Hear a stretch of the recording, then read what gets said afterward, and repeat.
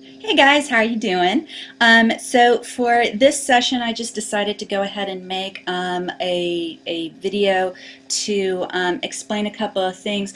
The first thing I want to explain to you guys is indentured servitude in the Chesapeake. Okay, indentured servants could a lot of people wanted to come because if you were an indentured servant, as part of the headright system, you could also get 50 acres of land. And it wasn't a permanent situation. You signed a contract, your master would pay for you to come over to the New World.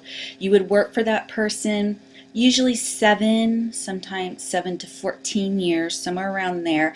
I know that in the reading it'll say something like 5 to 12 years. It just depended on the contract. And then, of course, after you're basically working off your passage. And then once you're free, the landowner was supposed to give you back the 50 acres of land. The problem is, and I'm sure you guys can imagine, if you're a landowner and you have 300 acres of land, well, let's say you have two indentured servants, that's 100 acres of land you're going to have to give away.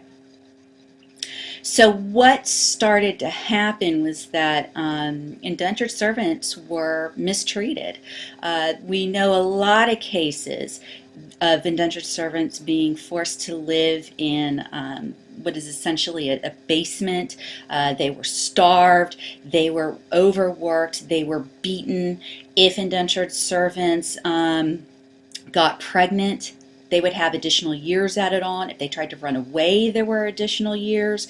If they had any sort of relationship at all with a black indentured servant or with a slave, they would also have years added on.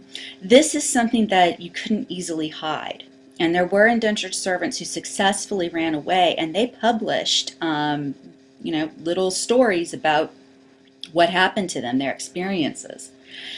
As time goes on, it becomes fewer and fewer people want to be an indentured servant. Okay, now the first slaves were brought to Virginia in 1619. Okay, and this was for Virginians sort of a godsend, because towards the end of indentured servitude there, 80 to 90% of the indentured servants were dying because they were abused. So, having slavery there was, great for them. But the Dutch brought the first African slaves to Virginia in 1619, but it was not a permanent situation. They could get out after a few years, or if they became Christians. Okay. Most of the Africans that came over, though, were indentured servants. Okay, and oftentimes after they were released, you do see a lot of intermarriage between white indentured servants and the ex indentured servants, black and white. Okay, it's really not until the 1660s that you start getting laws about what's called miscegenation, which is the mixing of the two races.